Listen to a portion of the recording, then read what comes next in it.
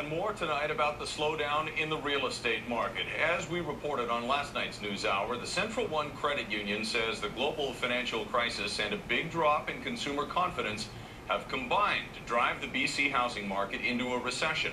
House prices are falling, and tonight we're being told it could be a long time before the market recovers.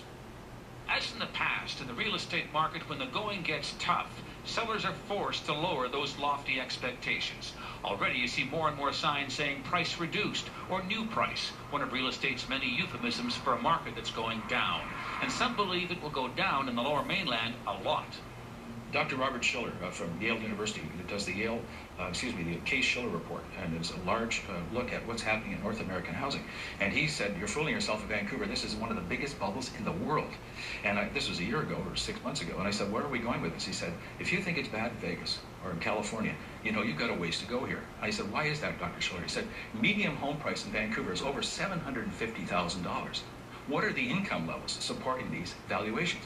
They're not there. Yesterday, the Central One Credit Union came out with a forecast suggesting prices in the Greater Vancouver area have already fallen 12%, will drop another 13% next year, and a further 5% in 2010, down 30% from its peak in March this year. If that happens, the bloodletting could well start here in Vancouver's Yaletown district. Here, some investors and property flippers have been buying up units, sometimes with zero down. So if a $500,000 condo is suddenly worth $400,000, the owner is stuck holding a mortgage $100,000 higher than the property's worth. We've had a lot of flippers here in Yaletown, etc., that have gone into a pre-development, bought up a condo. Next day you see it on Craigslist, selling for a $100,000 bump. Those days are over. What happens if you've already got a house on the market, you've gone up and bought another one, and you're betwixt and between? You're really in trouble. I think Vancouver's got a long way to fall. But others aren't so pessimistic. The chief economist for the Real Estate Board believes the recent drop in prices is driven by fear and doesn't support the economic fundamentals. Well, I think that in Vancouver, home prices and high home prices are the norm, not the exception. We've had the highest home prices in Canada for years and years and years now, and I don't think that's going to change given both demographics as well as Vancouver's role in the Pacific Rim economy. The Real Estate Association will issue its forecast next week, suggesting Vancouver's market will drop more, but bottom out next year and possibly stay flat for years. It also notes that given today's unprecedented world economic turmoil, the only safe prediction is that no one can accurately predict anymore. And of course, the downturn in the real estate market doesn't just affect buyers and sellers. Many real estate agents are now caught in a tough spot, and a career so full of promise in the boom times is now attracting far fewer people to its ranks. It's becoming a rare sight in the real estate business. Sold. 2 years ago, these brand new townhomes in Kitsilano wouldn't have lasted in Vancouver's hot real estate market. Today, they've been reduced in price, and only 5 out of the 18 homes have been sold. It's a different business, but it is business as usual. For realtors Peter Jensen and Ricardo Dye, this buyer's market has changed the game.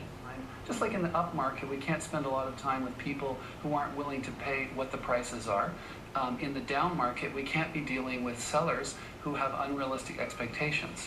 And for a lot of realtors, today's market is changing how they do business. Some are now having to supplement their incomes with other jobs in an effort to make ends meet. I run out of an office of about 103 agents.